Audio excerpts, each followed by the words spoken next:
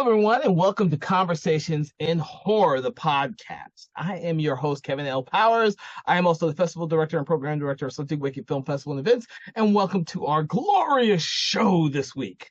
Now, the film we are doing today is one I hadn't seen ever until recently, and then, of course, my special guest has seen it before, probably when it was originally released, and he's read the book and all this other type of stuff, so he can tell us a lot about this movie.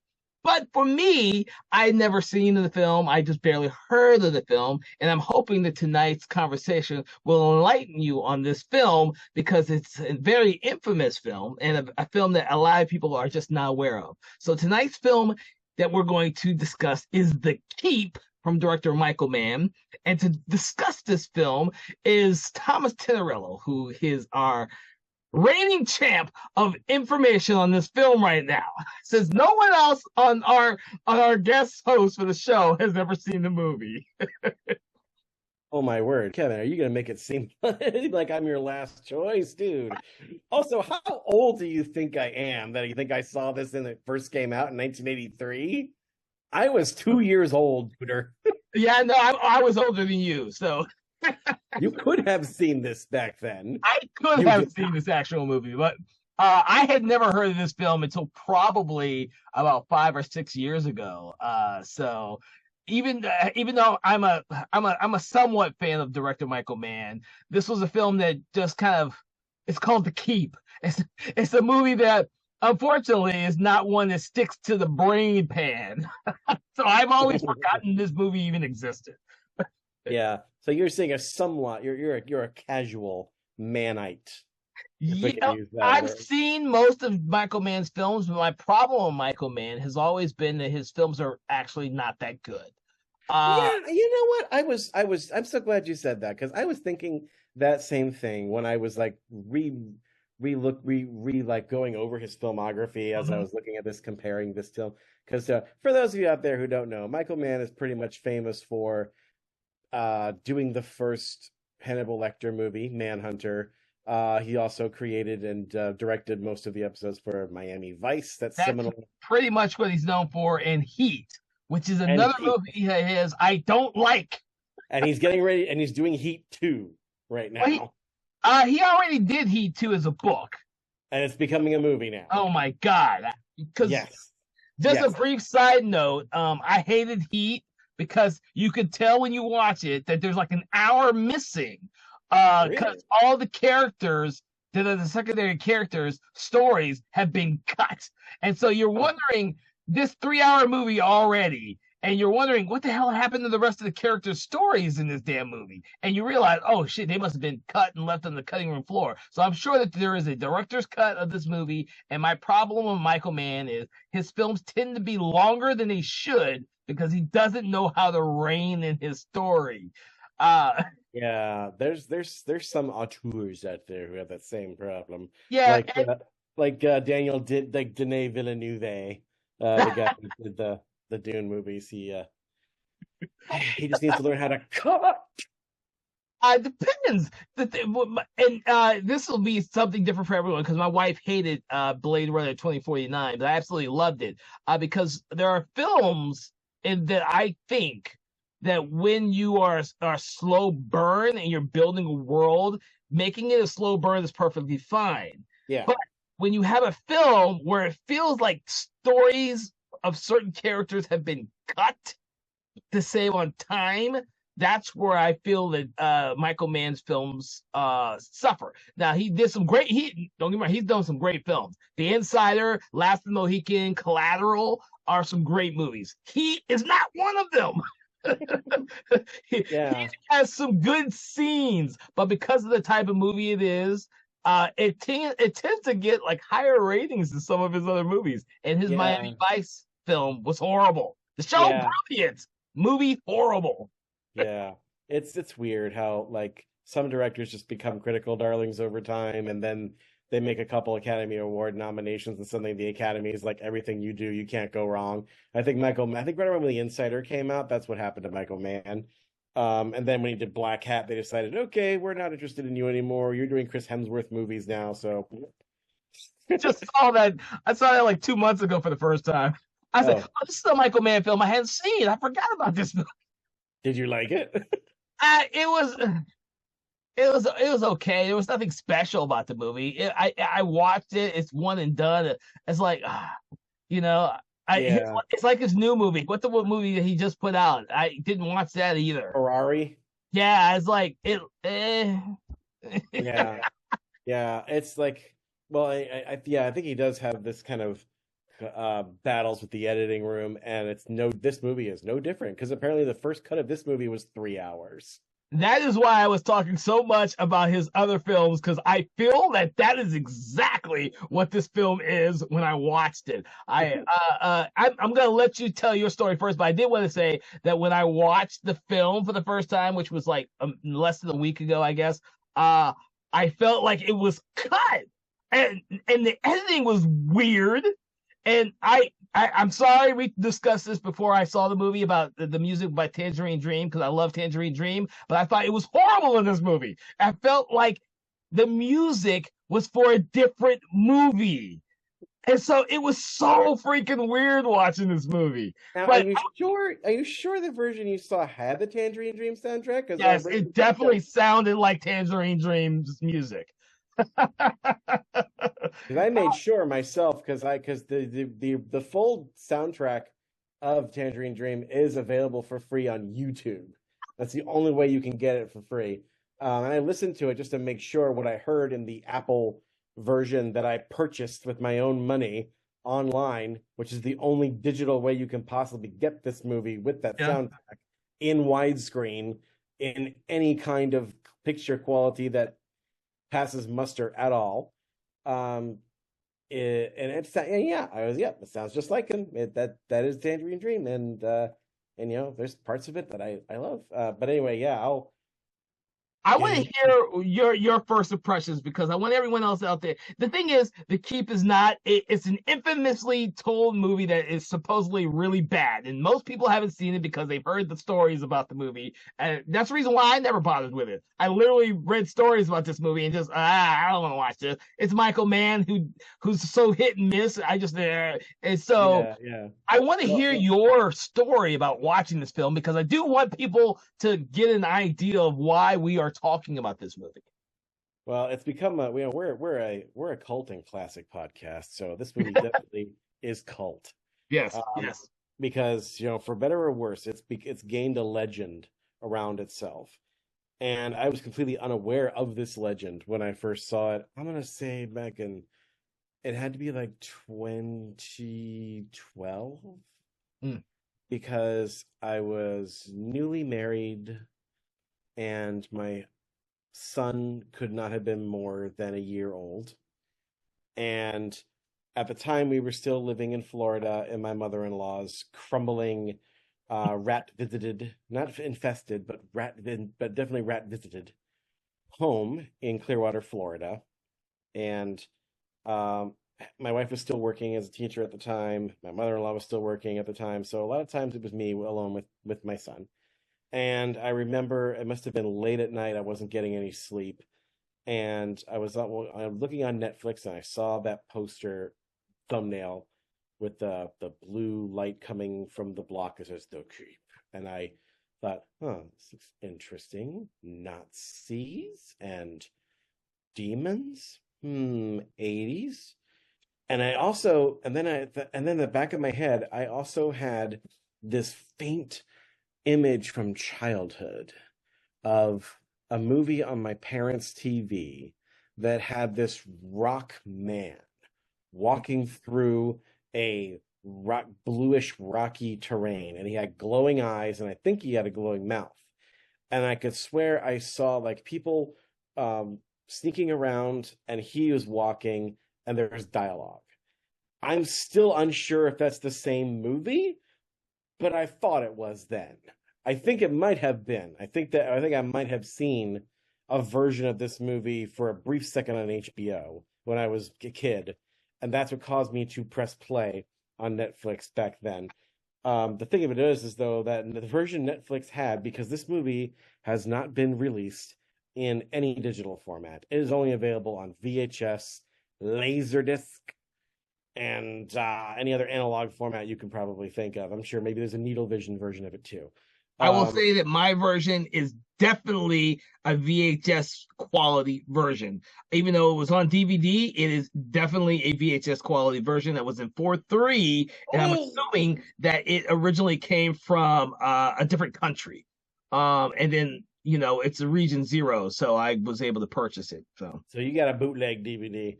Well, the version they had on Netflix was definitely my cat's up to mischief. Was definitely a VHS port, because it was also in 4:3. The quality was sketchy at best, and it had that a lot of dialogue and sound that was just drowned in the analog hiss. But yet, even so, late at night, probably from 1 to 4 a.m. is probably the best time to watch this movie, whatever version you have, because I was enthralled with the like the kids today say, it's a vibe, Kevin. It's a vibe. It has a mood, an atmosphere, a spirit to it that just kind of enthralled me. And what I saw, as sketchy as it was, had the feeling of a fever dream, of an 80s fever dream writ large in gray and purple and blue.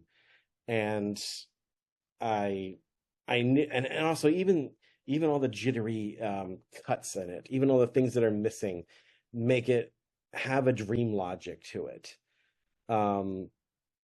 That's just extreme. And also, I mean, growing up with a dad who was obsessed with World War II, I like movies that feature Nazis getting killed. So he got that going for it. I like stories about angels and demons. It's got that in it. I like stories with laser beams. It's got plenty of that. So the cut, what Michael Mann does in this is, and this is getting a little ahead of myself here, but he takes, for better or worse, I think he's probably not the sort of person who should do a story like this, because he is a realist. This was not his first movie. His first movie was Thief with James Caan, and that is like the kind of the pinnacle. If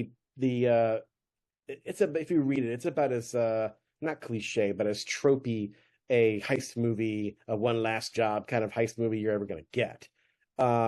But because Michael Mann is so stylish and so cool and so like involved in the cinematic aesthetics of his films, that movie became a hit. And that is it wasn't a huge hit, but it was a hit enough that a studio entrusted him with $11 million to adapt this book by F. Paul Wilson called The Keep, which was released in the year I was born, 1981. Wow. And this movie came out in 1983, the year that Raiders of the Lost Ark came out. So 83 was not a good year to be a Nazi in the movies. You were either getting your face melted by Indiana Jones, or you're getting your soul sucked out of your skull by Molasar the Demon in The Keep. Oh my God. But yeah, what was cool about it is the way that he does the supernatural in this movie is he does it in a cosmic, dreamy sort of way. Like, he calls this movie a fairy tale for adults, and it is. Although we'll get into why I think he probably doesn't quite understand how fairy tales really work. No, he doesn't. He doesn't. But it's not entirely his fault. He was working from a false frame of reference, and we'll talk about what I mean by that later. But yeah, he films it in a subconscious, dreamlike state, and everything supernatural is dealt with in a very kind of cosmic, I would say even cosmic horror type way, where, for better or worse, maybe a little bit more worse, a lot of the way that our visual language of the supernatural, the weird, and the transcendent, I think, is based in cosmic and even extraterrestrial imagery. Partially, I think, because we have replaced the iconography of the cathedrals and angels and the biblically inspired stuff with aliens and ETs and Close Encounters. I blame Spielberg for all this, honestly, is what I do. So because we've adopted that's the way we access that sense of awe in our society, Michael Mann, for all his faults, knew this and said, that's how I'm going to portray these supernatural beings. There's an angel and a demon in this story, but he never uses those words. And in the book, he literally has a flaming sword. In the movie, Michael Mann has turned it into basically a Stargate staff. I mean, that's what it is. It's a Stargate staff. And it shoots a big laser beam. But because it's the 80s, the early 80s, it all stylistically speaking, I say it all flows interestingly and nails that sort of cosmic supernatural ethereality. Kind of in a similar way, I think that another movie that we should probably do on this podcast at some point, that's also bad but also good, which is the Wraith with Charlie Sheen. Oh, this movie's awesome. Yeah. Okay, so good. Yeah, that's another movie where he did a ghost story, but the trappings, that's the word I was looking for. The trappings and the symbology of it is all sci-fi. You know, he's a ghost, but he might as well be some weird alien or some person from the future. You know, so I think Michael Mann's trying to do a similar thing with this, and that's part of I think why I found it interesting. So you brought up something that I picked up on when I was watching this, and this is from a perspective of having just watched it like a week or two ago. And that being said, I don't think that Michael Mann was at that time a good enough director to pull off what I'm about to say. So while I was watching this film, all the slow motion fucking film, the cinematography in here, and the way that the Tangerine Dream music is integrated in the film, and the way his visuals work when you're seeing, what's the demon's name again? That's also a trick question, but we'll just go with Molasar because that's what they call him. Sorry, I'm calling him M, with the demon M in his little world. It all reminded me of a Lucio Fulci movie, The Beyond. Literally, it all looked like that. It looked like he was so enamored with Lucio Fulci's movie that he decided to use some of those aesthetics for his movie. I don't know if this is true or not, because The Beyond came out a couple of years before he did his movie, but like literally the visual template is there. And when you say, a fairy tale for adults, I see The Beyond as that. But I don't see that in Michael Mann's film. I see him trying to create something like that because there is a lot of slow motion cinematography in this movie. And it for Fulci's film, it's not only for effect, but it also drives the weird ass story that he's presenting. And for me, I think adding the Nazi characters in here doesn't make it a fairy tale type of story. It makes it too realistic of a story. Like you say, Indiana Jones had Nazis. Everybody wants Nazis to be bad guys. I think if they had gone with someone other than Nazis, it probably could have been maybe a dull fairy tale. I don't think Michael Mann was accomplished enough a director to be able to pull some shit off like that. And I think I agree with you, and I think that I didn't think about this while I was watching it. All I know is that it was reminding me so much of The Beyond. But when you say adult fairy tale, I'm like, oh shit, he probably is trying to attempt this, but in my opinion, he's not doing a very good job of it. Yeah, well, I mean, and I'm looking over what I wrote here because I did realize as I was reading the book as well. Is that well, first of all, there is something, it had to be Nazis, and part of it is there's many reasons for it. One of the reasons is I think what Michael Mann was, he does say on IMDb, quoted as saying how he believed that, and probably still, and I think you could probably make this argument better today because there's a lot more distance we have from that time period now than they did back in the 80s. He believed that World War II Europe was a very strange and specific time period in which the lines between reality and myth blurred because of what Hitler was doing and how he managed to do it so quickly. And also, I think Hitler himself kind of snapped onto that. There's something in the air in the 30s in Europe, that people were willing to dream psychotically big, and people were willing to put their lives behind these and deify these men. I mean, I read somewhere that Hitler, when he was making his first speeches and trying to gather support, I don't know if it was specifically his idea, but that's what the source said. I think I gotta imagine it was probably a group effort. But Hitler specifically did his first few rallies in Germany at night, somewhere between maybe about 9 to 10:30 at night. He would always do his rallies at night. And also he would always make sure that they were lit by torches. He would never go somewhere where their street lamps are on. He'd have his rallies in a park or in like a Oh, dingy neighborhood, because he said that people dream at night, and he wanted there to be low light around him so people wouldn't see him very well, but they wanted them to hear his voice. mhm. And he wanted to get at people in their subconscious. And so I think that's part of how he built his reputation as being this great speaker, when really he wasn't really that great. But he started off getting at people on the subconscious level. And that's something, and I think that's something that fairy tales at their best are supposed to do. They're a way for us to work out something in our subconscious that we don't have logical words for yet. I'm not entirely certain what F. Paul Wilson or Michael Mann were trying to work out with this one, but I know it has something to do with the nature of evil. Specifically, I think about, and maybe this is what I was trying to get at earlier. Specifically, I think, well, obviously Wilson does this a whole lot more, is able to do it a whole lot more because he has a novel's length to do it. Um, to talk about not just evil, but about what they call in theological circles primary evil and secondary evil. Okay. There is a movie that talks about this in a kind of poppy sort of way, and that's Scott Derrickson's "Deliver Us from Evil," which was his follow-up to Exorcism of Emily Rose. They talk about primary and secondary evil in there.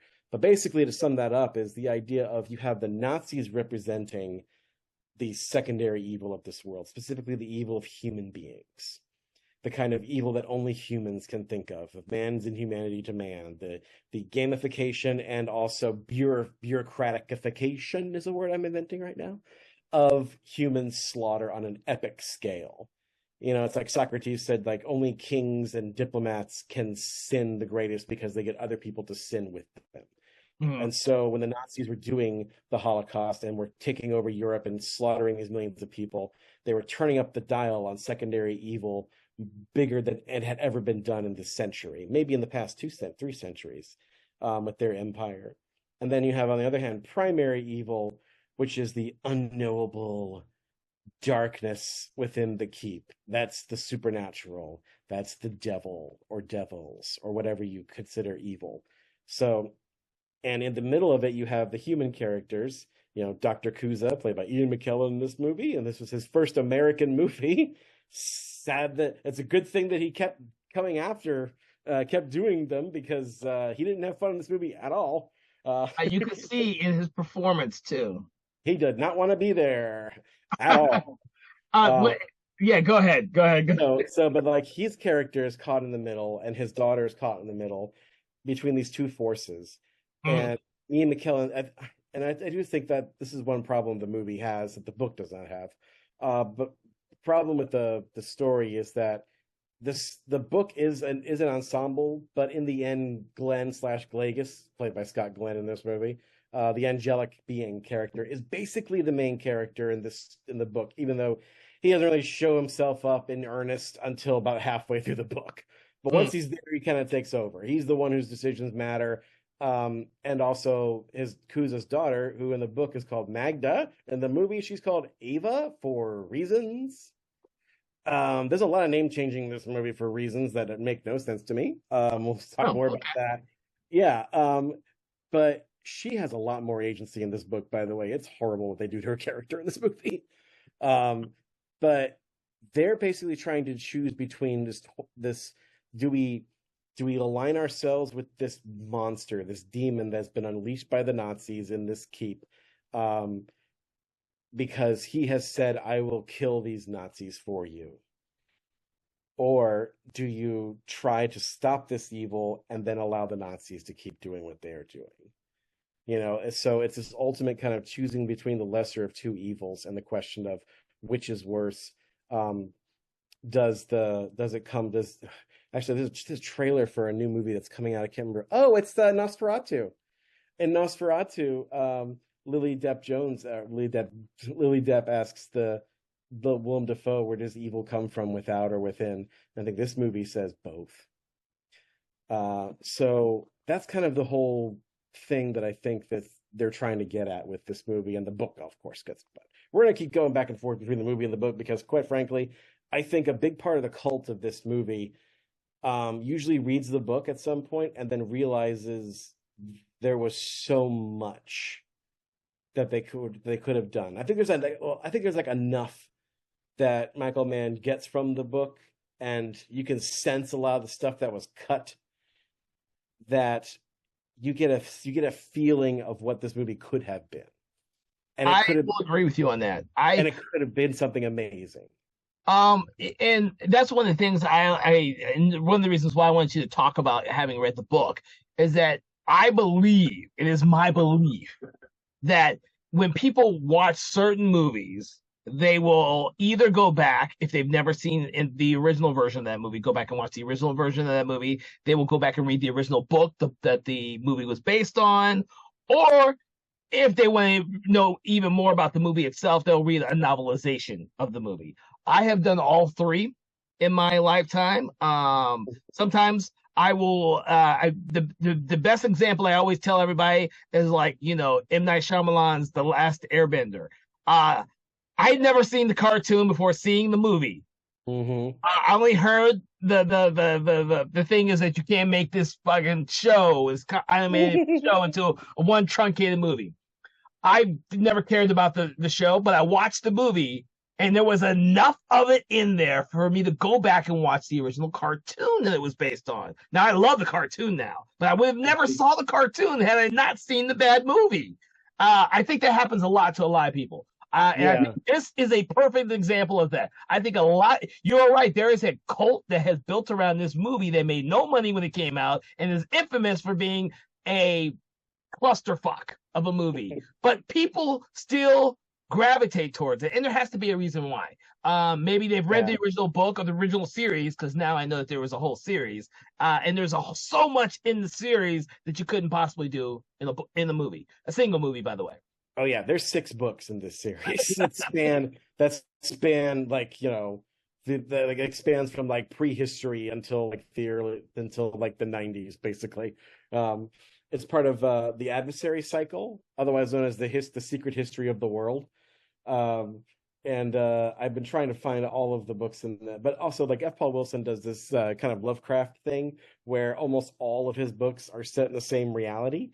So he also did. By the way, F. Paul Wilson is apparently a really well honored author, and Stephen King is a huge fan of his.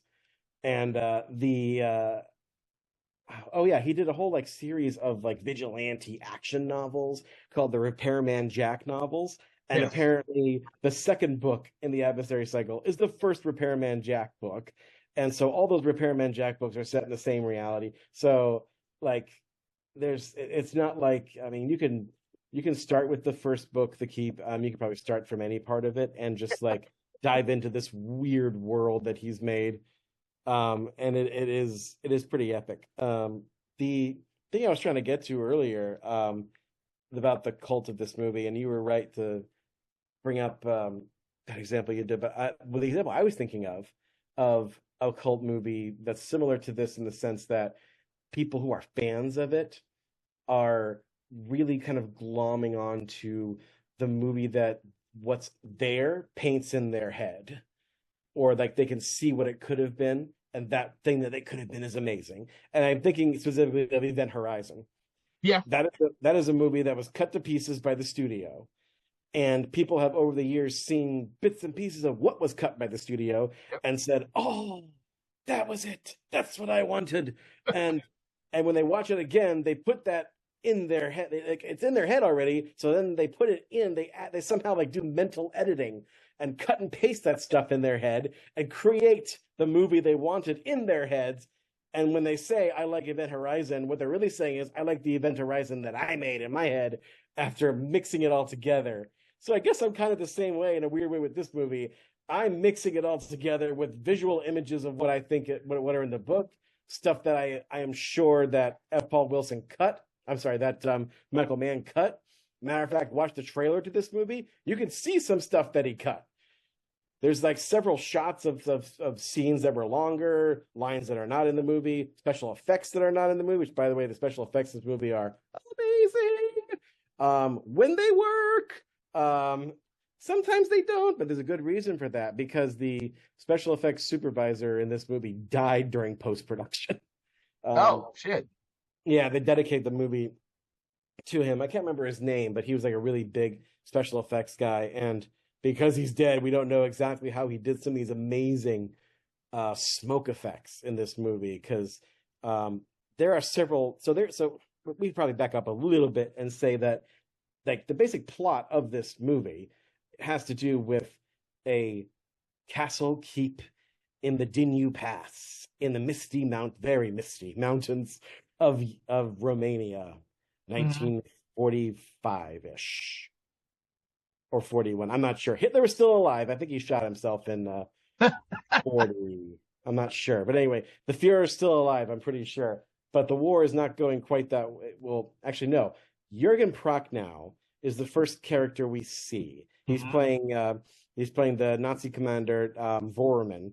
But he's not a Nazi, even though, well, he's German army. Let's put it that way.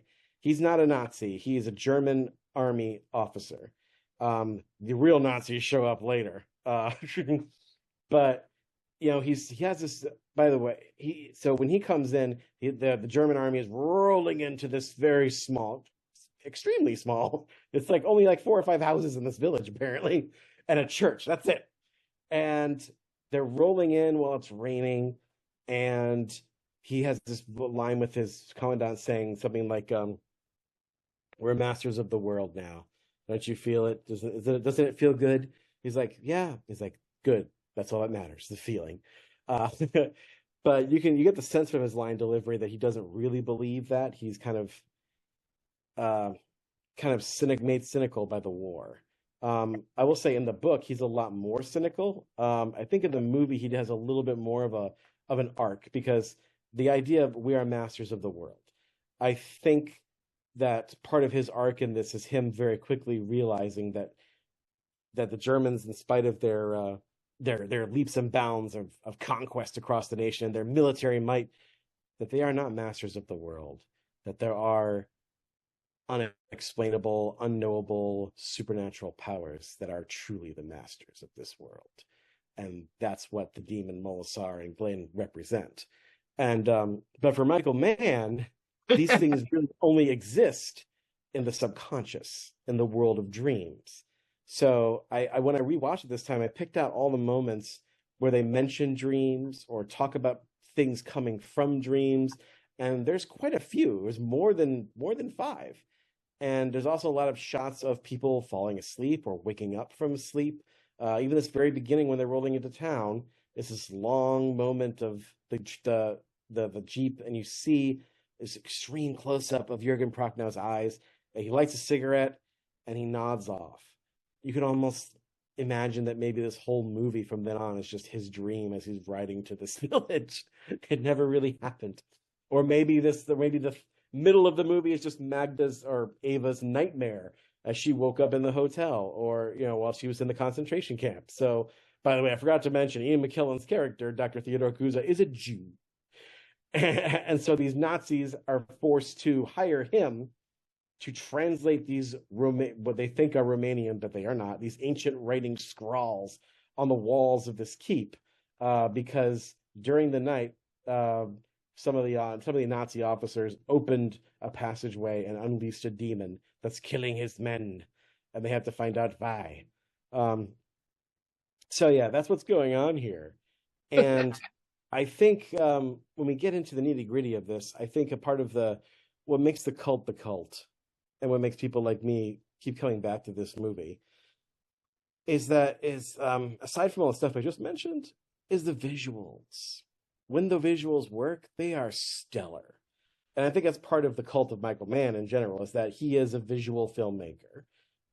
Even if his can't figure out how to cut sometimes, and maybe has problems in the writing and characterization department, his visuals, especially in his 80s movies, I've noticed, are super realistic, but sometimes, just sometimes, Long he, in the tooth.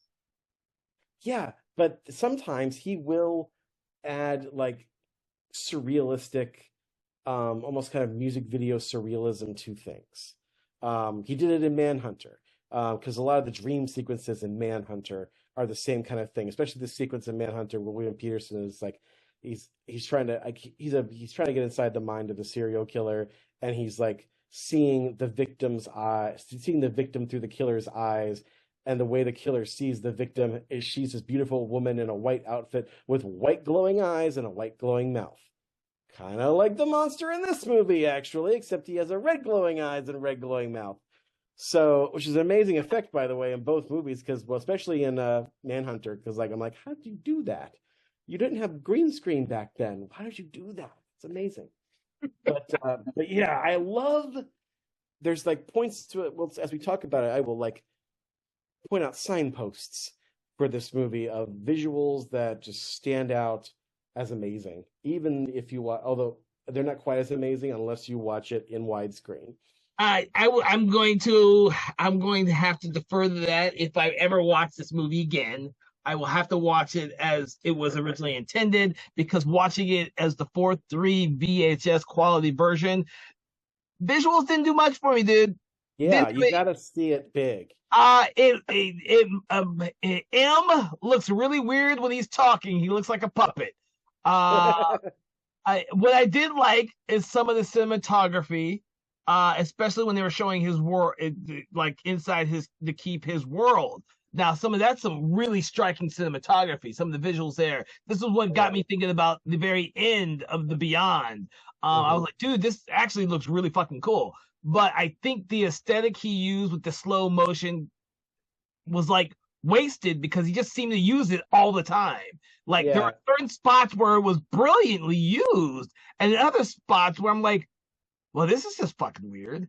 And then that's what got me noticing the way the music was edited to these scenes. It's like, well, that's just fucking weird. And it made me think that there was stuff that was cut out. Like it was trying to like fill in stuff, because you couldn't go back and change the music after they started cutting it or some shit. I don't know. It was very odd to me. It's very odd. You couldn't. There's a reason it's odd, because they took the movie away from him. Yeah. So he didn't have any. I mean, like to this day, Michael Mann has disowned this movie. He will have nothing to do with it. And that's part of the reason why there's no DVD of this movie that's legit. They can't get him or anybody at the studio to sign off on it. They will not touch this thing. But I feel like the first, okay, so as I was rewatching it with the right soundtrack in widescreen on that version I purchased off iTunes, which screw you iTunes, because I know you started to take people's stuff away. Do not take the keep away, please, because it's the only way I can get it. But if you do, shame on you. You need to. I don't endorse this, but you need to rip it from somebody, or get like a European version that's 4:3. I guarantee you that's what mine is. Yeah. I almost considered. I mean, sidebar. I almost considered when I learned about this movie after I'd seen it on Netflix. Which, by the way, guys, don't even try Googling to go on Netflix to try it, because they did pull that version eventually. It's not there anymore. But I feel like I almost went out and tried to find a Laserdisc player. There was like a Laserdisc group on Facebook that I was part of years ago that was obsessed with this movie, and I thought, you know what, I need to get a Laserdisc player, just figure out how it works, and just get that movie. Yeah. Yeah, I guarantee you it looks fucking crystal clear, crisp, widescreen version on the fucking Laserdisc. I bet you. Yeah.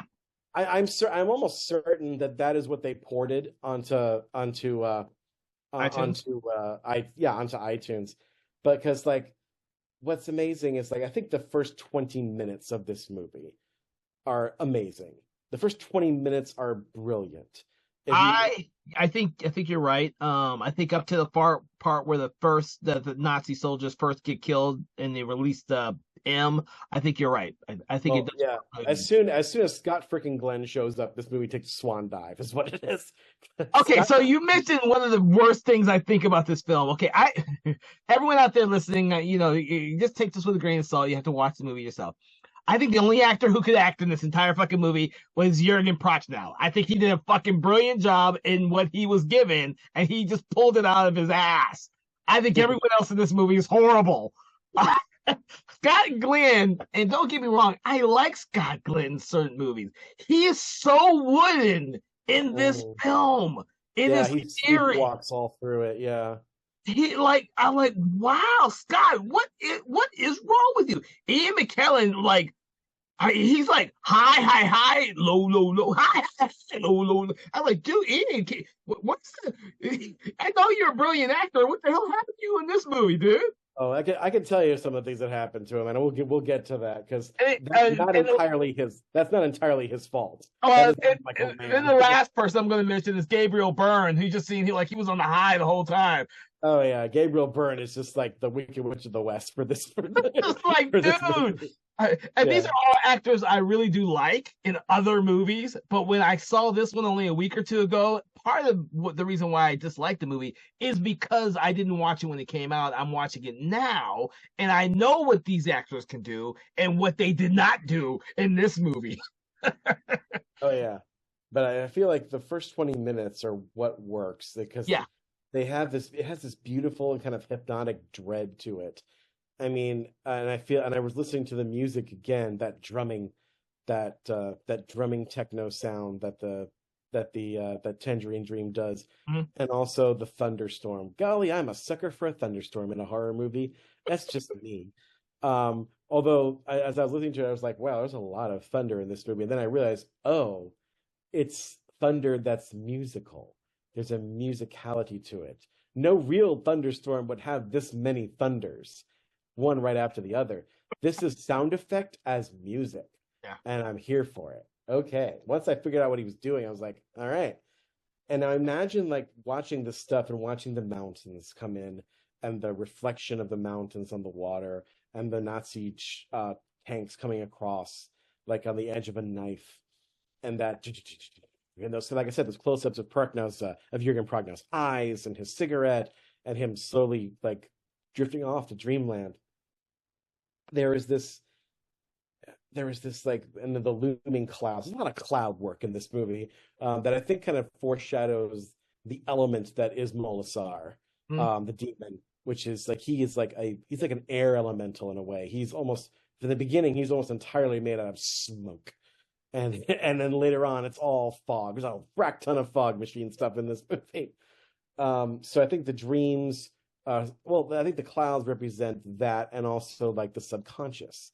This idea, the amorphousness of clouds represent the intangibility nature of the supernatural realm and our subconscious. So all that stuff is in the foreground and in the background.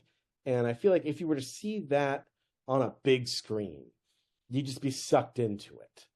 And I always liked, and it's the same in the book, the setup is just brilliant. The Nazis come in. They have their spiel, aren't we masters of the universe? Or aren't we masters of the world? That's a different movie. Aren't we masters of the world?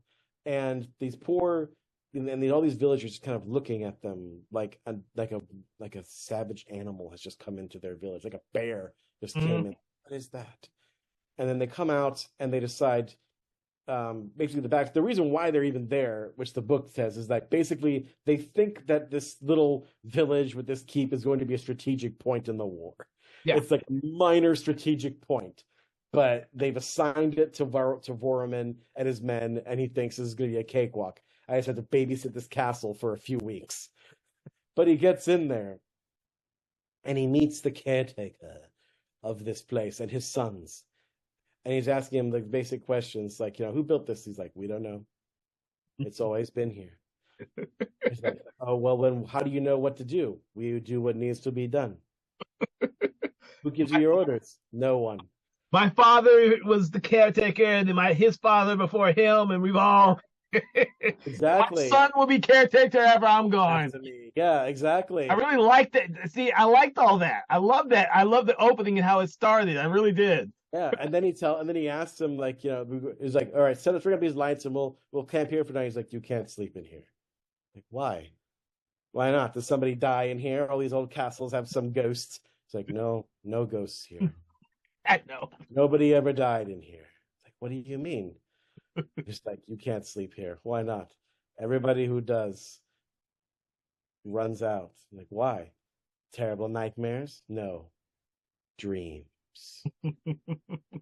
That's the first real reference to dreams in this movie, is that dreams keep people out. And in the movie, unfortunately, that's all they say. But in the book, here's what kind of dreams drive people out of the keep. Real quick, this is from F. Paul Wilson's book. Okay. He tells him, dreams, sir, bad dreams, and always the same. From what I can gather, something about being trapped in a tiny room with no door, no windows, and no lights, utter darkness, and cold, very cold, and something in the dark with you, colder than the dark, and hungry. If they had kept that full thing in the movie, I would have been like, I am here for it. I'm freaked out. Let's go. And that's how this movie is set up. I'm like, oh, this is the perfect setup for a haunted house thing. This is going to be awesome. And then it goes on where there's all these. So he notices there's something odd about the keep, the way it's designed right out the get-go. And by the way, there's this amazing shot when Prochnow Vorman first walks into the keep. There's no door really. It's just a causeway that goes into it. And he's like, there's an overhead shot of him walking in, but there's all these little like sticks, these like huge like sticks that are kind of like support little things and the outside wall. And Michael Mann basically has those sticks in the foreground with Worman coming out of this shaft of light from the outside, walking up, which is a beautiful shot, but also I think it foreshadows what is in the keep. Because later on, there's all these like crosses on the walls, but they're not typical Christian crosses or even Orthodox Catholic crosses, which is what the priest in this movie is. He's an Orthodox priest, but they look more like T's. Yep. With a kind of rounded top, which at first you don't quite figure it out, but in the book it makes a lot more sense. Those are supposed to represent the hilts of the angel Glaken's sword. Oh. And it's supposed to be like representation of in the book they call the talisman. So yeah, that's what it's supposed to be. But instead you don't have that context at the moment. They look just like weird silver crosses. Yeah. From ancient bygone era. And they are, but that's the function. But he's telling them don't touch them because the Nazis are greedy bastards, and they think, oh, let's get some nickel. It's like, no, just leave them alone. And then, of course, the guy's like, don't touch them. But one of the guards is patrolling late at night, and he sees one that starts to glow. And he's like, that's silver. Are you ready to be rich, Fritz? And he gets his friend to come in and start try to get that cross out of the door. They do, and it slides back into a passageway. And they see another cross, and they go in to get that. And then the cross, and then they start chipping away at it, and then it just falls into a chest. And then he falls, but he's attached by his friend with a rope. And my gosh, Kevin, that shot where you see him kind of half hanging into this black darkness abyss. Yeah. Is one of the most amazing. I'm not being ironic about this at all. This is one of the most amazing shots I have seen in the history of cinema, because he's got a flashlight. It's his only light. And then the camera, you can't see this at home, folks, but I'm going to torture Kevin for a second. It's like my hand and then yeah. That's why I said the very first 20 minutes, up until the first Nazis die, is actually a brilliant movie. I love the opening for this. They go backwards so freaking far that it's like his flashlight becomes like a tiny star in an abyss of nothingness. And I don't even know how they did that, but it goes to this beautiful miniature that has this like row of Stonehenge stones that looks kind of like the shot of Prochnow from overhead with the sticks in the ground. And I think you're right. There is a little bit of the beyond in that, and you see this world, this barren, gray, like hidden world underneath the keep, and you keep waiting for there to be something. Yeah, and there's nothing. And then all of a sudden, this ball of smoky energy just comes up and then goes and basically fries the other Nazi in half, and then blasts with freaking like light energy and smoke and blows up the other guy. And that's how all the horror starts happening, because they've now unleashed this demon that slowly, the more people that it kills, the more it fully forms, to the point where it starts off as this smoke monster, which I think is probably one of my favorite. It's my favorite effect in this movie. It's not my favorite version of the monster. My favorite version is version 2.0 of Molosar, which is the muscle and sinew and Skeletor face version. That's my favorite version because he looks rad. And it's probably in the book, it's not like that at all. Unfortunately, in the book, Molosar looks more like a typical Dracula vampire. It's kind of disappointing, unfortunately. But yeah, it's the only thing I don't like about the book, to be honest. But actually, there's a couple other things I don't like, but that's one of the main things. But yeah, that's what the creature is, and there's also a lot of parallelism between this story and the Jewish legend of the Golem, which is probably why they opted for a rock-looking creature in his final form, which again, not really is in the book. But yeah, so because for those of you who don't know out there, the story of the Golem is a Jewish rabbi creates a stone or a clay sculpture of a human, puts the symbol for God or life on his forehead, and brings the creature to life and sends it after the oppressors of the Jewish people. In the original story, it's the pogroms, because it's set in before World War I. And some versions I've read in comic book form, they send the Golem after Nazis.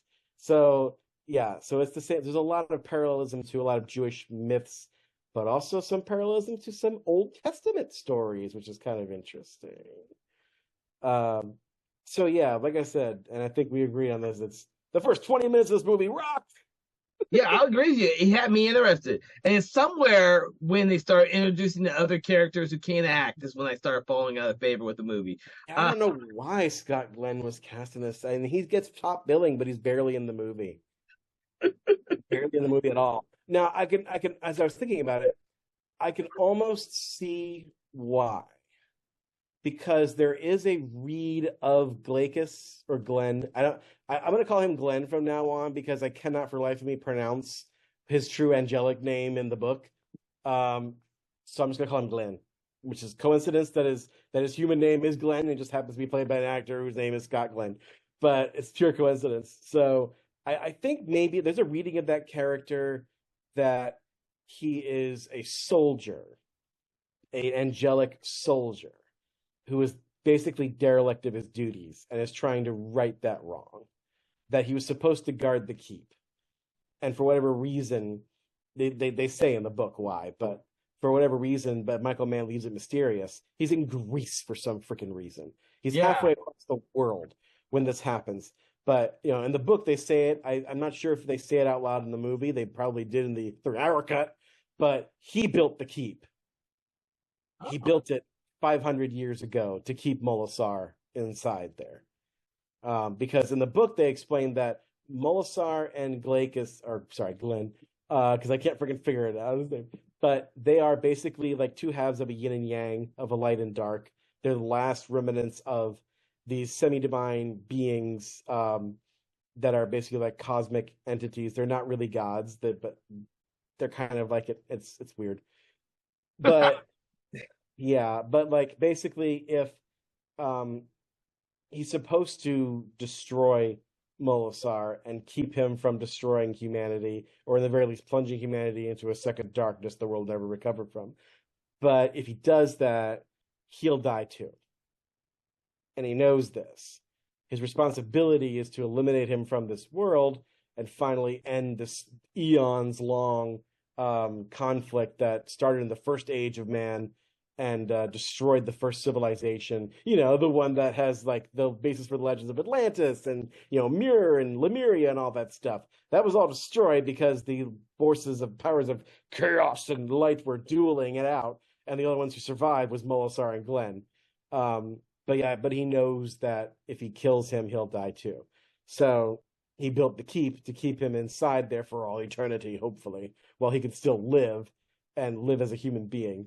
So I think maybe this is kind of a roundabout way of saying, like, Scott Glenn was a real United States Marine in real life, and he always brings that authenticity to his action performances. Whenever he's playing a soldier or an action hero, he's got a certain gravitas and a reality to his characters that comes from his experience as a soldier. And I think there is a reading of this character that could work, but for whatever reason, Michael Mann decides not to use any of that and decides instead to just kind of go with this weird kind of silent, ethereal. It's almost like he's trying to make the contact lenses act for him, because Scott Glenn's wearing weird blue contact lenses. He's got brown eyes, and he's wearing like blue contact lenses. And then towards the climax of this movie, when he goes full angel or full whatever creature he's supposed to be, he gets like this weird like fly contact lenses on his eyes for reasons. Like they're like mesh almost, but like almost mechanical. It's really bizarre, but I'm here for it, because with a movie like this, the weirdness can actually save it, because if the parts aren't gonna work together, at least make the wreckage look amazing. Oh, Jesus. And sometimes the things that are weird that don't make sense, I think, can make something like this more memorable. But yeah, like I said, Scott Glenn just doesn't work for this. He's got the right background and maybe the right look, but not really. Because in the book, his character, I'm going to keep doing this. But in the book, his character, first of all, has a lot more dialogue. He's a lot more talkative in the book. But he's supposed to be like the 6 foot tall, sinewy guy with like Olive's European skin and like shocking red curly hair. Like it's like they make a point of saying he has red hair. They never explain why, that he has this like combination of looks, but that's just the way that's his look in the book. So yeah, they didn't do any of that in this movie. But what's interesting though, well, not interesting, but like he spends like a lot more time trying to get to the Dinyu Pass, which doesn't exist, by the way, in real life, in the book, and yet he still has more of a presence in the book than he does in the movie, where it only takes him like 2 or 3 scenes to get to the Dinyu Pass. And then once he gets there, Ian McKellen's daughter, Magda/Ava, gets sent to the inn because, for reasons that are too complicated to get into, needlessly so, her father basically sends her there to basically keep her safe, because he knows by this point that there's something supernatural going on in here, and he's afraid that the soldiers are going to rape her, which they do try to do, or Molasar is going to probably try to kill her. Although when the soldiers do try to rape her, Molasar seemingly comes to her rescue, and but it's in the end that she meets Scott Glenn, and they fall instantly in love and have this very strange sex scene. Yes. That I thought, when I first saw it, I was like, this is one of the most hurried, rushed love stories I've ever seen. It's so gratuitous. And I thought, surely this isn't in the book, but it is. Oh, is it really? Okay, so it is. So they have a lot of sex in the book, actually. That's the thing is, people who are out there listening to the podcast, you can't see this. Both of us have different versions of the same book. In my book, which is like the version that they released when the movie came out, its tagline is "No greater love, no deeper horror." So I'm thinking when I bought this, I'm like, I don't really think there's a great love story in the movie whatsoever. No, there isn't. There isn't. I mean, to be fair, the transition to that from zero to sex is a lot smoother in the book than it is in the movie. There's a lot more build up to it than there is in the movie, which isn't saying much, but I'm telling you, their relationship makes a whole lot more sense in the book than it does in the movie. I'm sure that's part of what was cut too. And Oh Studio yeah. probably thought there's too many sex scenes in this book, in this movie. We need to cut some of these. Just cut it down to one. But that's not the stuff they should. It's not the stuff they should have cut. I mean, there's so much more character stuff that they could have included in the book than is in the movie. I mean, another thing is cool about like her character. Like, there's a scene with her and the gypsies in the beginning of the book that they could have, that they could have and including this scene could have solved a big problem with this movie that's not really in the book, which is the main character problem. I don't feel like there's really a main character in this movie. No, I feel the same way. Yeah, the closest thing you have is maybe Ian McKellen's character. He's the only one who has a clear arc. Yeah. And he's the only one who, changes meaningfully. Yeah, but he doesn't show up for a little bit of time, Yeah. really. So it's a very odd one. You think Jurgen Proch now might be some type of anti-hero thing? I don't know, because he's a Nazi, and you don't want to put him as the main character because this isn't Schindler's List. So Yeah. Once you find out that he was like part of the anti-fascists because he mentions that when the scene with the priest, that he fought against the Nazis basically, but when the Nazis took over Germany, he kind of fell in line. And make no mistake, ladies and gentlemen, he does pay for his associations because he does die in the movie and in the book. He dies differently in the movie than he does in the book, but yeah, he does get killed by a Nazi. I won't say who in the book because I don't want to spoil stuff in the book because the book is really good. But so yeah, it's like if they made her more of a main character as she is in the book, because there's this, it would have been so much better. There is a scene in the beginning where she has this conversation with a gypsy woman, which, by the way, the gypsy woman's in the movie. She's in the concentration camp with them in the beginning, but there's this whole scene where Magda is showing us what her thing is. She's a scholar too, like her dad, but her thing is music. She collects music from gypsy tribes that aren't in written form and writes them down. She plays them on the violin. And while she's doing this with this gypsy woman, the gypsy woman gives her a tarot card reading. And the tarot card reading is weird because she deals the deck, and there's like an equal number of good cards as there are bad cards. And the good cards are on the right and the bad cards are on the left. She's like, no, that's weird. So she has somebody else cut the deck for her, and it's the same thing, except the same cards, except though the good cards are on the reverse sides. The good's on the left and the bad's on the right. So she's like, well, what does this mean? He's like, well, to me, it looks like there's going to be a big choice between good and evil for you. And when I first read the book, I thought, well, that doesn't really play out what happens to her. But then I reread it and I was like, oh, actually, it kind of does. She kind of does have this big epic choice between choosing her father and choosing, her angel lover, basically. But in the book, it's a much more dramatic build up to where Glenn is in the movie too. He gets shot repeatedly, and he has Predator blood, which I thought was amazing. That Michael Mann did Predator Day Glow blood before John McTiernan did. He did it first, but he has Predator blood.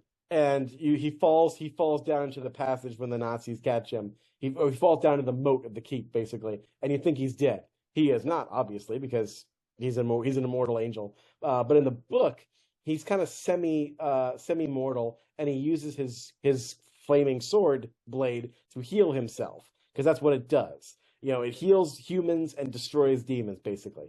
Or it's designed just to destroy Molasar, basically, because he's the only one left. But he has to unite it with the talisman, which is inside the keep where Molasar's Stonehenge monument thing was. It was buried in there with him. And if anyone, you find out this later in the movie and the book, that if anyone were to take that hilt, that talisman, out of the keep, that Molasar would be free.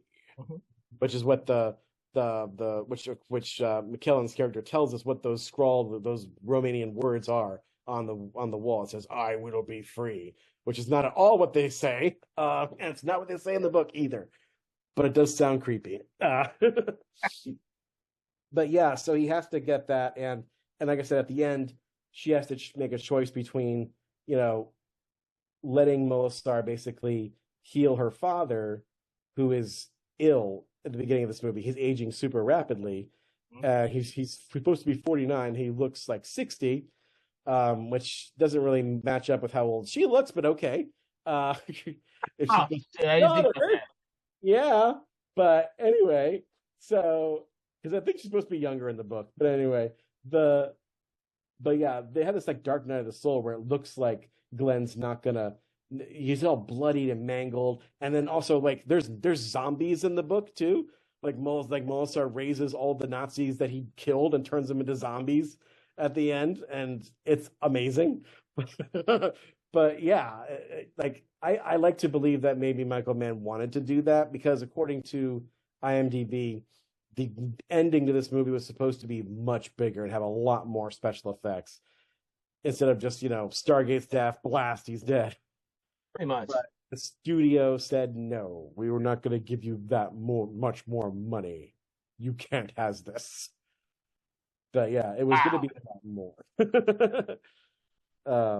But yeah, so if they just done that, the whole middle part and end part of this would have been a lot better.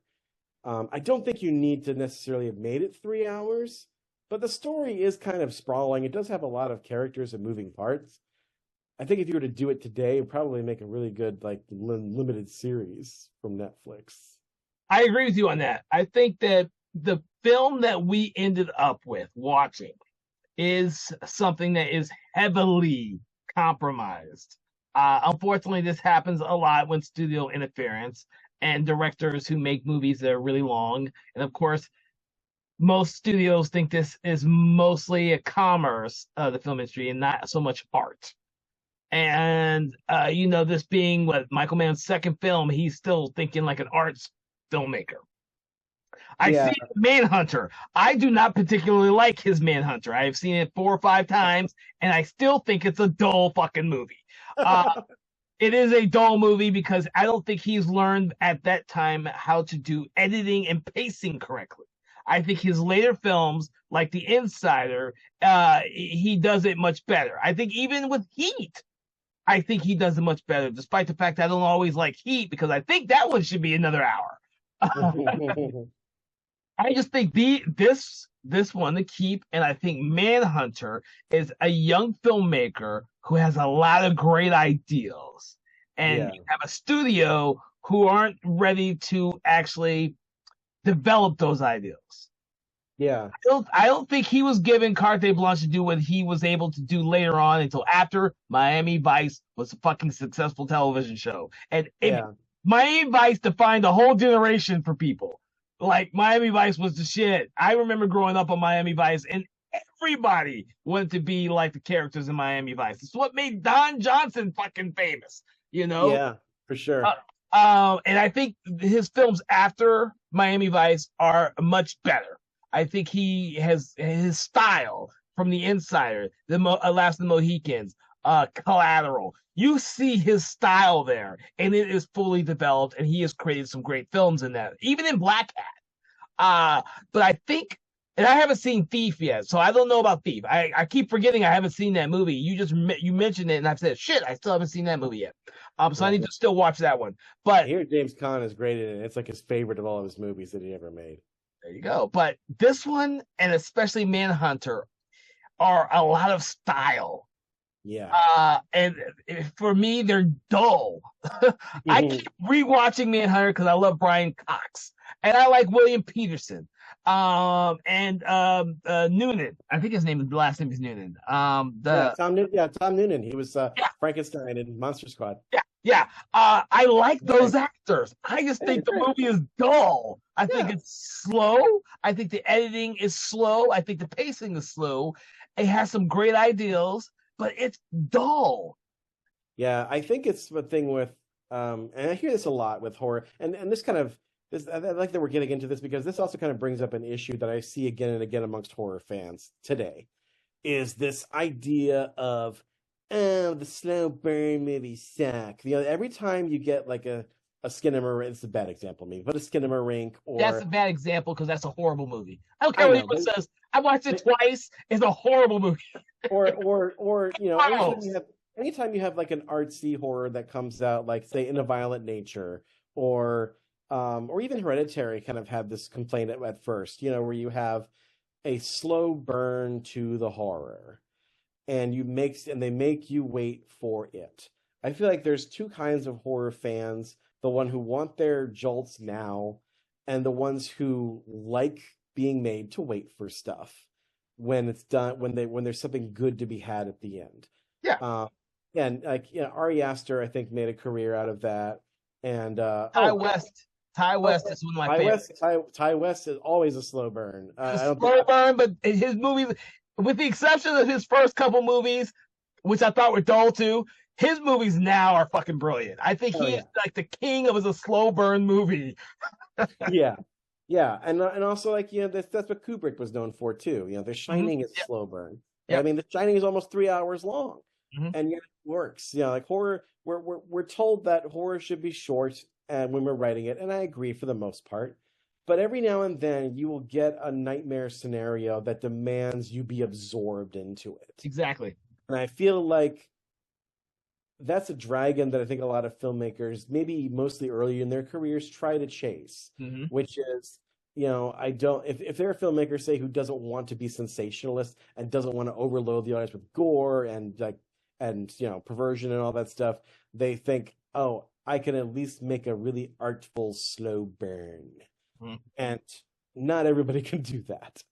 Nope. But I think like if Michael Mann had been more confident in himself, he probably could have gotten away with that. And I think sometimes he does. He starts it off really well in that first 20 minutes. You don't have to wait very long for that first glimpse of horror. You get it in the first 20 minutes. And then you get a little bit more of Molasar in his different transformations. But I mean, remind me, as soon as I'm done my train of thought here, we got to talk about the effects, because those effects are amazing around the creature specifically. But I feel like, he had to. Cat, stop it. My cat is eating something in my room. Malachi, no, his name's Pete. Pete, stop it. But I feel like he did have to learn how to direct actors. Yeah. It's not to say that he didn't know how in Thief, but I feel like with this movie he was doing a stylistic movie. He was doing a Greek tragedy. He was doing a surrealist fairy tale with some cosmic stuff to it. And sometimes he was just making choices that just made sense in his head, but wouldn't make sense to anybody else's. And Ian McKellen talks about this when he was talking about making this movie. He said, like, we got there and he told me to do a Chicago accent. And I'm like, I spent the whole time reading the script trying to lose my British accent and try to do this character as an American. And he tells me, you got to not only do American, you got to do a Chicago American, which of course I couldn't do, he said. And you can see it in the movie. He starts off being like, he sounds almost like a pirate when he's talking. It's just his R's are super hard. And especially in his early scenes with the priest, they sound like almost like Popeye the Sailor on crack or something. But over time, though, the old Ian McKellen, quote unquote, the Ian McKellen that we know kind of shows through at several points. He loses that accent about midway through the movie, it seems, and sounds a little bit more like this, especially at the climax when he's doing that Abraham and Isaac thing with his daughter, when his daughter is just like collapsed. And Molasar, she's got the talisman, and he's like, kill her, give me the talisman, and he's like, if it really did belong to you, you take it, and he gets intense with him, and he's like, why should you? And that's where the Abraham and Isaac thing comes in with the Old Testament. He's like, why should you? Like, what was the line? He says, like, why should you have to require my own child of me if you really are so powerful? Something like that. and the intensity of that emotion, the way he plays it, it gets to, honestly, like I was having visions of "You shall not pass." It sounds very much like that, and it's great. So I would argue that Ian McKellen is not terrible in this movie. He was just given bad direction. He was given choices that didn't make sense for his character. I cannot fathom why you would tell Ian McKellen, whose character, according to this movie and the book, grew up in a Romanian village, went to Oxford, became educated in Europe, and studied linguistics, and have him come back sounding like a gangster in a Chicago gangster film. That makes zero sense to me. The only thing I could think of that might make sense is Robert Protsky's character. Now, we haven't talked about Robert Protsky yet. He plays the priest in this movie. And if you don't know who Robert Protsky is, he's a guy who started acting in his 50s. He was always an old man, basically. He was a chubby old man with a frosty beard and a round face. In this movie, he doesn't look like that at all. In this movie, he has a long, scraggly hair and a orthodox-looking beard. But you may remember him most specifically from as the ticket taker in Last Action Hero. That is Robert Protsky. And I think Michael Mann kind of discovered him in Thief. And of course, they wanted to work with him again in this movie. Problem is that Robert Protsky, I guess, is from New York or Jersey or something. He cannot do an accent to save his life. So he's doing an American accent, even though he's a Orthodox priest in a village in the Danube Pass in Romania.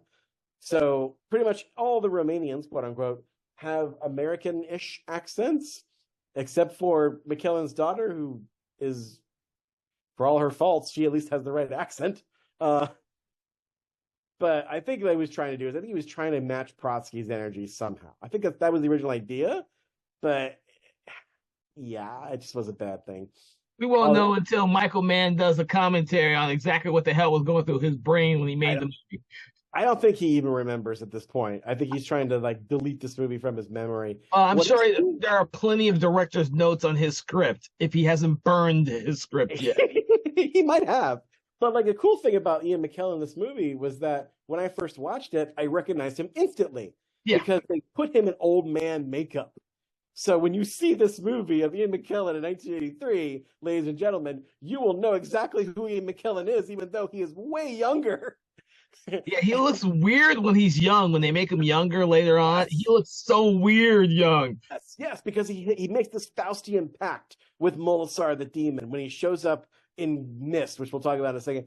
But he makes a Faustian pact with him, and as a gesture of goodwill, basically, the demon zaps him and touches him and takes away his physical illness, takes away his everything, and basically makes him a young man of 49 again. And he looks weird because we are so used to seeing Ian McKellen as this old elder statesman of actors, or as Gandalf the Great. But when you look at him in 1983, it's weird and uncanny. It is. Because you know what? He doesn't look like Ian McKellen. You know who he looks like to me? He looks like, and I wish they would do this, have this actor play him as a young man, because he is like a spitting image of, Jason Isaacs. Really? Jason Isaacs. Look at Jason Isaacs, the guy who played Malfoy, the elder Malfoy in the Harry Potter movies, and the British bad guy in The Patriot with Mel Gibson. That guy, you look at them side by side, Ian McKellen in The Keep and Jason Isaacs, they look exactly the same. They look freaking exactly the same, I swear. They need to have Jason Isaacs play. Where was Jason Isaacs when they were doing X-Men First Class? He should have been Magneto. I would have believed 100% that man evolved into Ian McKellen. Yes, I would totally have bought that. But I guess he wasn't available or something. But they even have the same nose. Oh my God! Eyebrows and everything. It's so uncanny. It's like that weird thing. Like they're doing the same thing with when they were having that Lifetime Achievement Award for Michael Caine years ago, and they were showing old clips of Michael Caine and Alfie, and people were remarking people were like, "Whoa, Michael Caine looks exactly like Jude Law." They could have Jude Law play Michael Caine in a flashback. Oh shit, that's hilarious. I still It need. is. It's totally, yeah, you could totally do that. But yeah, so I think that is, I think, what it was. But like when the Molasar comes to him at night carrying his daughter, the effect is of this vaguely human shape with a glowing brain and a glowing set of eyes in the midst of just smoke. But there's smoke that's coming out of like tracks in its body. But the smoke looks like it's getting absorbed into him, not emanating from him. So they could have only have done it by walking the actor backwards. Like there's a lot of great usage of reverse photography in this movie. And when I saw that, I was like, wow, that is an amazing effect. Because there's no CGI in this movie. And it's not stop motion, and there's very little compositing. And when they do use it, you can tell. But those first few shots of him, that's not it. That's just brilliant smoke effects shot in reverse and very carefully produced. It looks like there is a thing inside that smoky head. And the way it just moves when he's inside, like man, it's a sight to behold. It really is. Well, like I said, I will hope that and I'm surprised. I am definitely surprised that someone, not Criterion Collection or Grindhouse releasing or any of them, I'm surprised one of them have not picked up this movie. Criterion Collection, I love what they do, but they've picked up a lot of weird movies that I would have never thought they'd pick up. And the Yeah. key being, because they picked up the Thief, they have done a version of Thief. And I think they're the ones who also did Manhunter, if I'm not mistaken. But Yeah, I think you're right. Yeah. Um, but I'm not sure if Criterion would touch this, but I think Arrow would totally touch this. Arrowwood or Shout Factory. I'm sure Shout Factory hasn't already done one. Oh yeah, they would totally, like, if Michael Mann would just get off his high horse and just admit that there's some people who actually like this freaking movie, or in the very Don't least, have to. I mean, they don't have to get a commentary by Michael Mann. They can get one from Ian McKellen. oh, he wouldn't do it either. He'd be like, screw this movie and the man it wrote it on.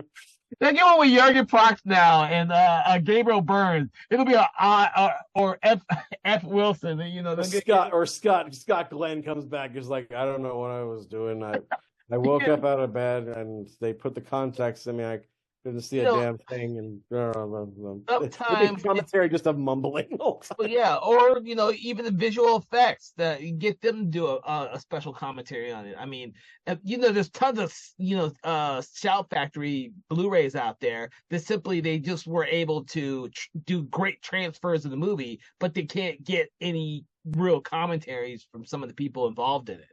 Yeah.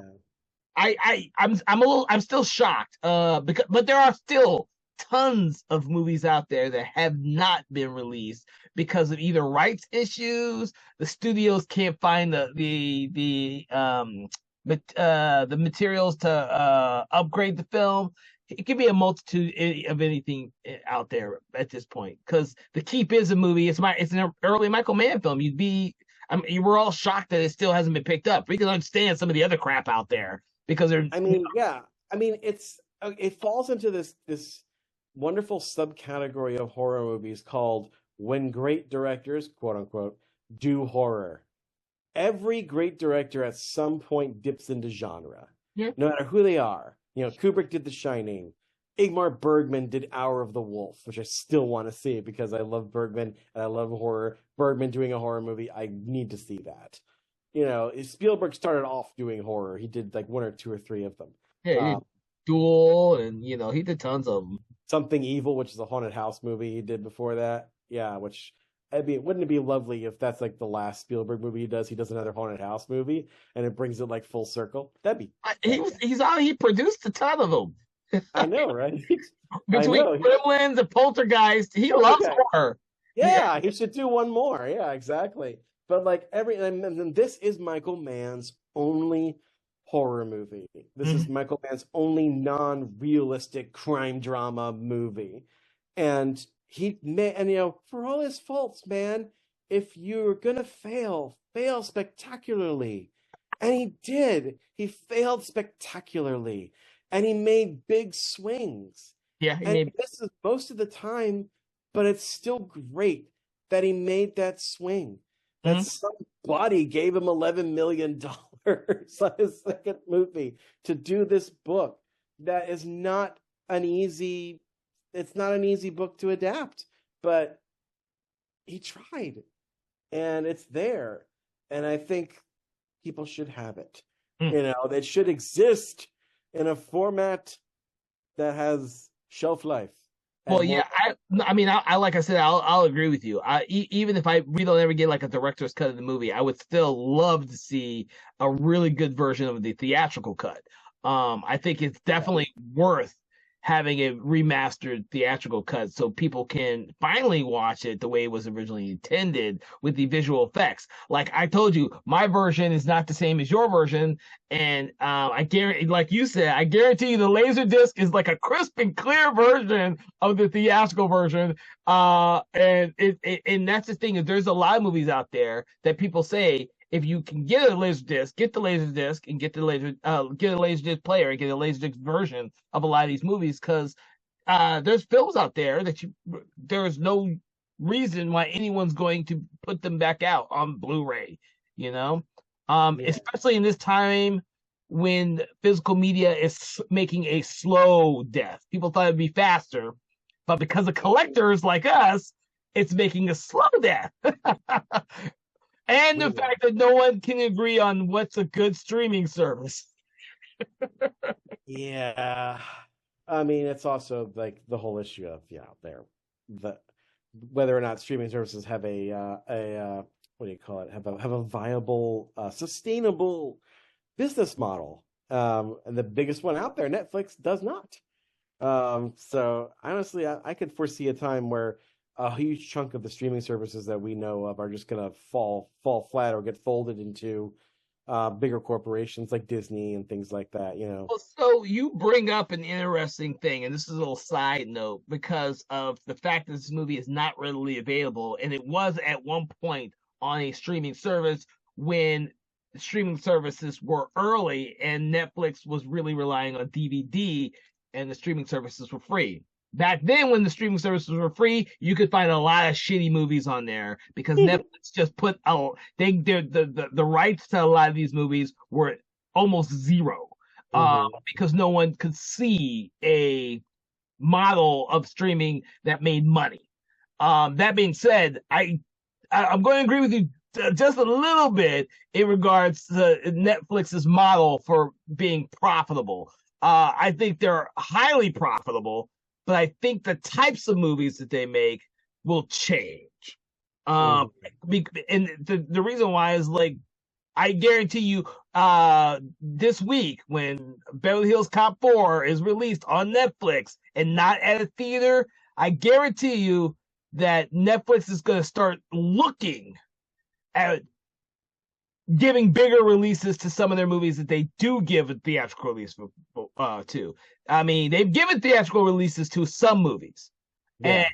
And I guarantee you, because they are keeping the metrics now and releasing these metrics in regards to how successful some of these movies actually are, it will change the way that they change their model. Their model has always been, we don't care about theatrical, we care about subscribers. You're right. And they've kind of leveled out. They've kind of reached their peak, so they go for other countries. Now, they're the biggest streaming service in the entire world because they have other countries. But they reached their peak. I think they reached their peak because they've realized that there's only so much people are willing to pay for monthly for their stuff. It is. It isn't. I think because they'll survive past the stuff like Disney. Disney can't survive, which is why they're trying to homogenize ESPN and Hulu and bring all that content into one fold. Paramount is kind of, if you ever read, getting rid of half their shit and putting it on Paramount Plus. They're not sustainable because they don't want to produce shit for other parts of the world. The thing Netflix does better than everyone else is they go into these other countries, put their streaming service, and they produce content in those countries. And whereas most of these American people I hear saying, well, they produce a lot of stuff that just isn't being watched. It's not being watched here, but it's being watched over there. Why? Because they're producing shit that you can't see anywhere else. You go to Japan and you're going to see a different version of Netflix in Japan than you do here. Why? Because they produce a shit ton of stuff in Japan. Mm. We get a small bit of that stuff here. We get a small bit because they're right. If they were to release all the content that they actually produce in all these other countries, it would be crazy watching trying to sift through that shit just here in the States. I think their model in terms of residuals, which is pretty much non-existent until Disney and them tried to fucking anger in Warner Brothers. Warner Brothers and HBO tried to anger all their people by releasing them only on streaming services, not theatrical. They fucked up a lot of shit and they don't know what to do. And Warner Brothers doesn't know what to do with their streaming service. You know, they don't. They want to keep it all in the family. They don't want to be international like Netflix. You know, it's funny because like I heard earlier, not earlier this month, maybe earlier last month, that at current in our house, much to my chagrin, we don't have Max anymore. Mm-hmm. We decided to drop that. But I heard that they're going to put out. And by they, I don't know which company exactly the name escapes me. But I heard they are going to put out a bundle that includes Disney, Hulu, and HBO Max together. Once that exists, they say it's going to come out this summer. Well, summer is half over and still not out, but I'm guessing it'll probably come out in August, if that is the case. But if it does, honestly, I'm going to take it. Because I want my Max. There's some movies on our list that are only available on Max. But you have realized that Warner Brothers is selling their shit to third parties. Like half their stuff is on Netflix now. Some of their stuff is on Tubi. They are selling their stuff or releasing. They're leasing their stuff to third parties. Yeah. So, which Disney doesn't do. Netflix doesn't do. They don't do that. Warner Brothers they should never have started HBO Max, never should have, but they wanted to compete with Disney and everyone else, just like Paramount is trying to compete. They can't, unfortunately. They have other models to fall back on, and they'd rather be theatrical than they would be streaming services, which is why Max doesn't have a whole bunch of content that's not from their television shows and not from their movies. How much stuff did they originally produce for Max anymore? Not much. Yeah, I mean they had a few series, but yeah, they tried. They tried for a little bit and realized that their model was a horrible model. So now I think they were hoping that House of the Dragon was going to kick off, was going to do Game of Thrones numbers, and it hasn't. Well, House of the Dragon is an HBO show. It's not an HBO Max. It's not an original HBO Max. Like the only ones that were really Max was you had Doom Patrol, and you had Swamp Thing, and you had a couple of others like Titans. Those were designed to be for Max. Well, no, because those were original. Well, maybe Doom Patrol, but all those other stuff you mentioned, Swamp Thing, that was a WB thing. No, was it? No, those were Max. No, those are Max. Those were all original DC shows. They were not. Right. Yeah, you're right, because DC had its own streaming service. Yes, and it's failed. They did not. They failed. Titans and Doom Patrol were highly praised for critics, but they weren't watched very well because you gotta remember theirs was like this weird homogenized app thing first, and then they put them over to Max, and then it failed on Max. And so, they didn't know how to do it. They kept trying things and it didn't work. And they kept changing the names and it didn't work. And now the only thing that's on Max, or whatever the hell they want to call it now, is their content from their television shows and their theatrical movies. Now, that's not what Netflix does. That's not what Disney. Name a Disney show that's popular on Disney Plus. Right now, X-Men 97, I hear, is doing very well. Well, it's doing good. It's not doing well. It's doing good. What's the problem with Disney Plus, though? The problem with Disney Plus right now is that a lot of their new shows are based on IP that is kind of, they run into the ground, like Star Wars and Marvel. Exactly. So, that is what Disney Plus is relying on. Their other popular show is High School Musical, the series. That's still going? Yeah, they did a new. They did a new one. Really? I didn't know that. Yeah, they did a new one. But their series, they're relying on their kids stuff because their kids stuff is popular. Like, yeah, because it's Disney, of course. it's Disney, exactly. So, but outside of that, name any show that's not IP related to Star Wars or fucking Marvel. You can't, because they don't know what to do with their service, which is why they're trying to bundle stuff up. Yeah, you can get people for a little while, but as soon as people started hating the Marvel shows, they start losing people. Yeah. And so they have to find some way to be. Netflix doesn't have that problem. Netflix is literally the place where if you're an Indian, an Asian Indian, you can find Asian Indian shows there, and they have the most popular ones. They have RRR, they have all the theatrical ones that goes there. You're not finding that shit on Max. Yeah. You know, Problem with Netflix though is like they keep spending all this money on their shows, and they're not getting enough subscribers to justify the expenses. they don't have, but the thing is, they don't really have to get new subscribers. They just need to keep the ones they have and expand into more countries. So when apparently they're not though. That's why they're starting to do a ad-supported model. Well, that's something that they want more money from. It's the same as trying to cut people from sharing their app. I mean, this is stuff that other people already did, but they didn't feel like they needed to do. But they want more money. It's not like they need more money. They just want more money. Yeah. Their model in terms of residuals is the best one because they're not designed to go theatrical. They pay you a lot of money up front, and they don't have to pay you shit afterwards. Mm-hmm. Now, thankfully for us, some of their stuff does make it on physical media. And the other thing about them is the fact that they are more concerned with ancillary rights. Fucking Stranger Things probably minted them $1 billion in ancillary rights alone. You know, that's the thing that they'll go for. You know, they were really good with House of Cards for a while until the whole Kevin Spacey thing, and then they tried to bury that shit. But at least they released that on DVD. They haven't freaking released my season. I was in Stranger Things season 3 as an extra. They haven't released my season of season 3 on DVD or Blu-ray, nor have they done that with season 5 yet. They've totally done that with Cobra Kai, but they haven't done it with Stranger Things. It all depends. You know, with there's two different models for it. I guarantee you, when the show runs its course, they will sell a fucking box set of that shit. But yeah, they don't see a need to do physical media, because if you own the physical media, then you probably won't be a subscriber anymore.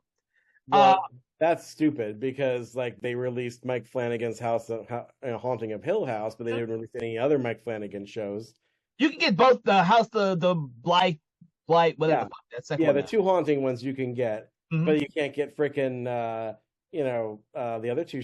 They can't get Fall of House of Usher or even Midnight Mass. Nope. Which is like his crowning achievement. Apparently, I still haven't seen it. It is. It supposedly it is. I haven't seen it either. But the thing is, that type of stuff.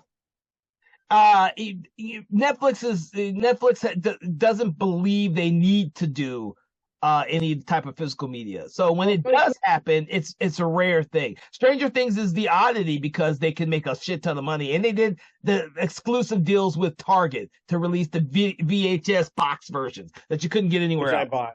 I bought the first one. I haven't bought the second one. But like on the opposite end of the spectrum, you have I'll bring us into a landing in a second. But on the opposite end of the spectrum, you have Shudder. God bless them, streaming all over, but they've got a ton of DVDs of their shows. They got everything except Joe Bob. DVDs, but not always necessarily a Blu-ray of them. Yeah, it's all a little bit, but it'll be mostly all their content. They have an exclusive deal with Walmart too, by the way, which is why you can always find all their shit there.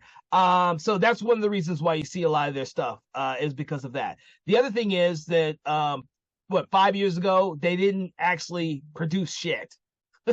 They were buying content and renting content, and now they've got the cachet to actually produce stuff or purchase stuff exclusively for Shudder, which they didn't have before. So they know, because they're a small company where their subscription, I think, is $6 a month. I paid for a year, so I can't even remember how much it is. It's low. Yeah. So it is. They're horror. And who do you think buys DVDs still? Horror fans. It's a niche market. So yeah, they're gonna make a shit ton of money off that stuff. No one gives a shit about House of Cards. House of Cards, you watch it, or Ozark, one of Netflix's most popular shows, Ozark. You're never gonna find that shit. No one wants to own that, but on their show. Yeah, that's just one of those shows you don't watch more than once.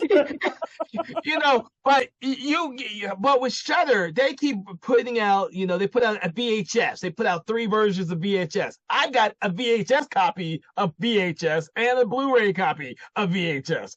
I just thought the VHS copy was cool to have.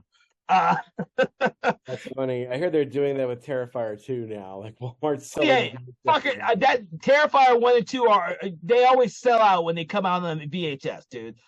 The company that produces VHS for these companies, they're a limited quantity, so they sell out really fucking fast. Terrifier 2 and Terrifier 1 sell out so damn fast, it's ridiculous. And then they bring out another version, and then they sell out. And they bring out, I'm like, dude, I'm gonna strangle somebody. I like Terrifier. I don't care what anyone says. Those movies are fun. They're stupid, but they're fun. Well, maybe we'll do that for Halloween. Be a good Halloween pepper. But let's get back to our show. Any final words? Because we've been talking about the special effects. Any final words?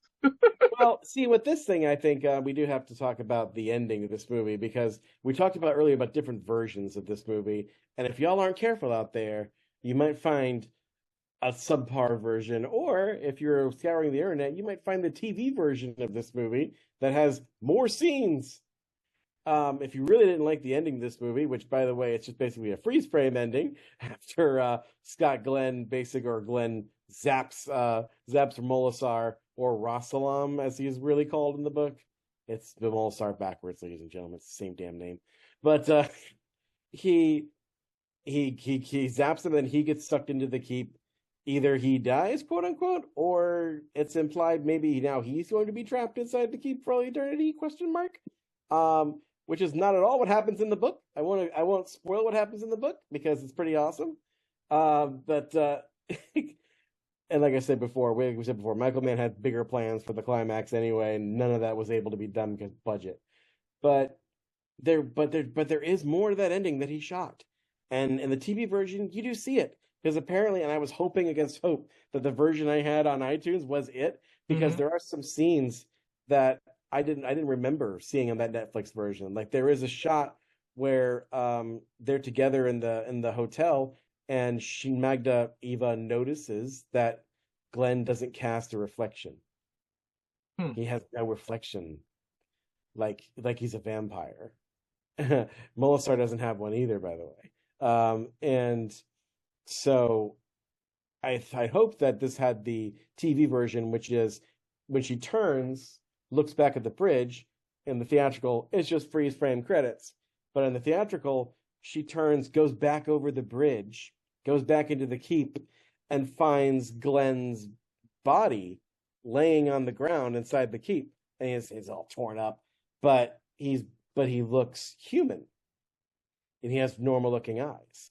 And she wakes him up, and he looks at his face in a pond, and he has a reflection again. And he smiles and holds her, and the implication is he's now mortal and is free to live a mortal life. And of course, that might screw them if they decide to do the other books in the series, because in fact, I think they actually do something like that, because those two characters do play a part in the sequels.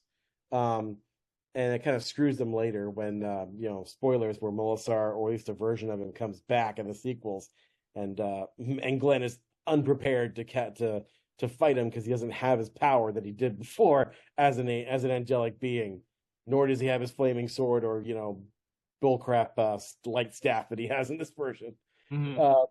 So yeah. But honestly, I feel like if that ending had been there, it would have been a little bit more satisfying than what we have here. At least there's a happy ever after, a catharsis that you get at the end. I do think they would have done that. And yeah, I think it's ambitious, as ambitious art house horror as this is. I feel like it's a beautiful failure, and I kind of prefer when it's a beautiful failure as opposed to just an ugly nothing. Yeah. There's there's bigger sway. There's bigger. There's my goodness. There's a lot of content out there, but there's not a lot of films. I mean, Michael Mann, for all his faults, he was trying to do something genuine here, and I think the fans of this movie, think that so much to the point where there was an attempt made to create a documentary about the making of this movie. It was going to be called A World War II Fairy Tale: The Making of the Keep. Unfortunately, it did not make its Indiegogo goal, and this was several years ago, so I don't think that movie's going to get made.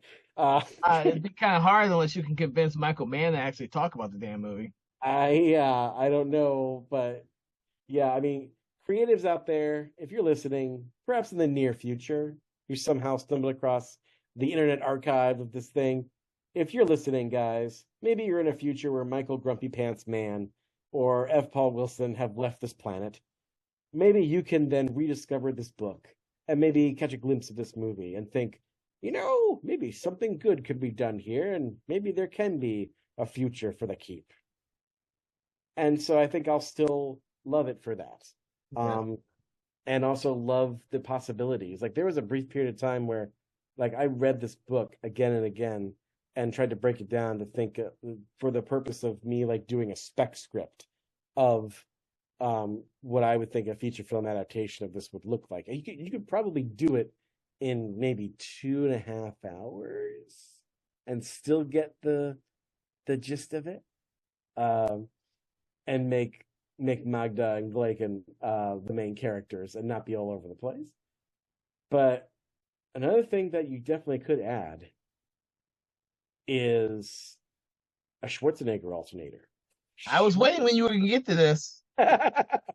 But here's the thing. This movie doesn't really have... Okay, because the climax of this movie is very anticlimactic. The moment, I think, where Glenn kills, quote unquote, the demon Molasar with his Stargate staff, mm-hmm. I don't think is the Schwarzenegger moment. I think the Schwarzenegger moment in this is when, towards the end, when Molasar is in his final Golem-esque form, and he has massacred all of the other Nazis, all of the SS, the real Nazis, the SS officers, and he's basically made a misty graveyard with tanks and jeeps of wreckage strewn about. And poor Gabriel Byrne is all like terrified and stumbling about and tripping over the corpses of his men. And he's killed Jürgen Prochnow's Wehrman, and he's got the nickel cross. And he sees him and says, "Jesus, protect me." Jesus is not going to protect your Nazi butt, but he tries. And he sees Molasar in all his eye-glowing, mouth-glowing glory and asks him, like, who are you? Where do you come from? And I will say the line in the movie is pretty chilling, but I think we can do better. The line in the movie, if you is like, "Where do you come from?" He says, "Well, from you." Which is very kind of Freudian and existential. But I think if Schwarzenegger had been it, I think he might have... You imagine Schwarzenegger as the monster, and then he kills him to these 3 lines. Because this is a kill line, I think. Because he sucks out his soul. I got 3 of these, Kevin, and here they go. I love it when you do these. Schwarzenegger alternator. Now, Kevin, all I need you to do is feed me the line, "Where do you come from?" in your most Gabriel Byrne-ish voice. Okay, wait, tell me when you're ready. Now. "Where do you come from?" "From the future. And guess what? You're not there." Jesus Christ. Okay. Number 2. "Where do you come from?" "You want to know where I'm from? Look up. Look down. Now look at my fist. In your face." Oh, okay. Number 3. "Where do you come from?" "A cold, dusty, rat-infested, tight space. Your mama."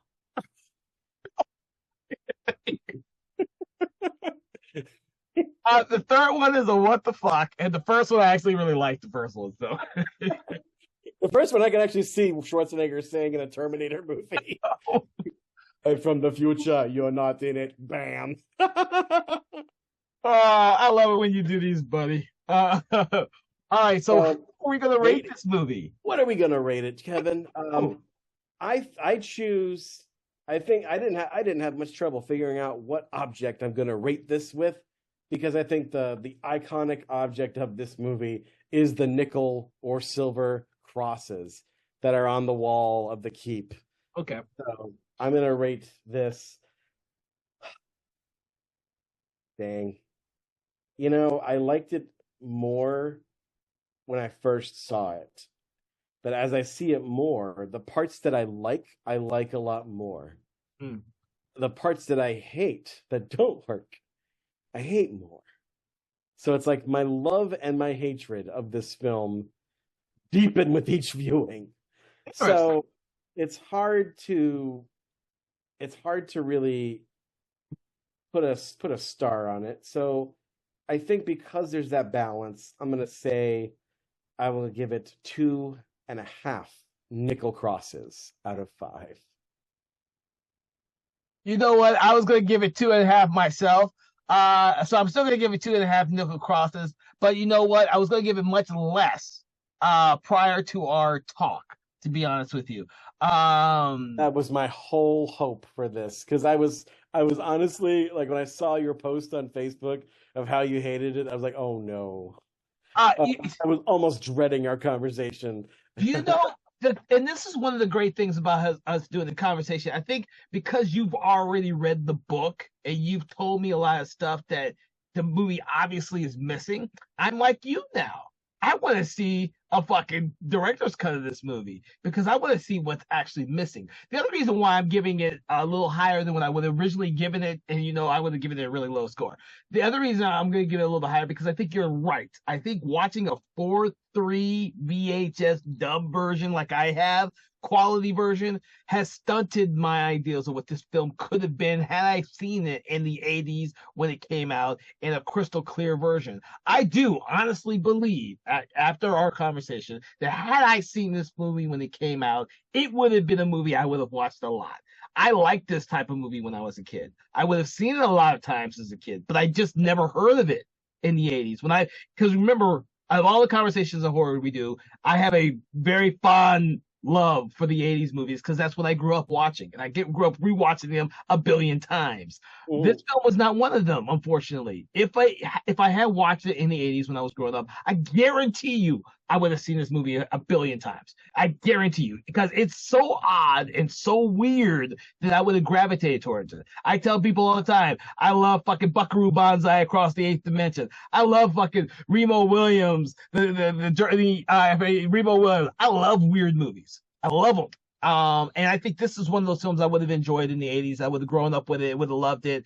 But watching it now a week ago, I'm seeing a very bad version of it. And I don't want that to color what I hope I one day will see a good version of. With any consolation, Kevin, I think the iTunes version I bought is only like $1.99, so you're not paying very much to see something. I mean, like, buy it, download it, cast it to your biggest TV, and watch it late at night. When I will have to do that because my version was like a $10 version, and you got a better version streaming for $2. Well, mind you, I bought this years ago. Yeah, like not like this is not a recent iTunes purchase. This is back when I was buying music off of iTunes, which I do not do anymore because screw you, iTunes, because they keep taking songs off. Yes, I'm not going to do that anymore. But like, yeah, there was a time where somebody gave me an iTunes gift card, like right around. I think it may have been actually one of my wedding gifts. Actually, now that I think about it, I might have just used that and just bought some music. And the only movie I have ever purchased on iTunes, the only digital movie that I have ever purchased with my own daggum money, well, with the iTunes gift card, is The Keep. It is the only one, and the only reason why is because you can't get it physical media. Yeah, so. You know me, Kevin. I have a gigantic wall, not as big as yours, but I have a wall of physical media, and the only other digital copies we have of stuff are of stuff that we bought discs that we had that had digital copies on them. We put them on our computer. The Keep is the only thing that I bought just straight up over the digital interwaves. And it's only because it's only because I couldn't justify the expense of trying to buy a laser disc player and hoping it works. Well, you should have saw me. I was hoping this DVD worked. A fucking $10 or $12 DVD of the movie. Sometimes when I buy these random DVDs and Blu-rays from companies I'm not used to buying them from, they don't always play. But let me end this episode real quick because I have one other thing I'm going to tell you after the episode's over. So I want to thank everyone out there for joining us on this Conversations of Horror in which we delved into Michael Mann's The Keep. I hope that you've enjoyed this conversation and you will check out some of the other great conversations we've done in the past. Become a subscriber to our podcast and be ready for some of the stuff we have in the future. Also, make sure to check out our sister podcast, Conversations in Full Color, which is only on our Patreon supported page only. And with that, have a good day, and we hope we've entertained you at least. Nazis. Conversations in Horror is a Broken Lighthouse Pictures production, produced by Kevin L. Powers, executive produced by Kelly A. Inoka, and originally filmed via Zoom technology.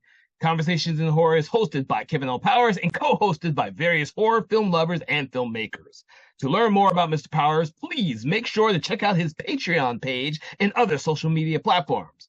Conversations in Horror is copyright 2024 Broken Lighthouse Pictures production.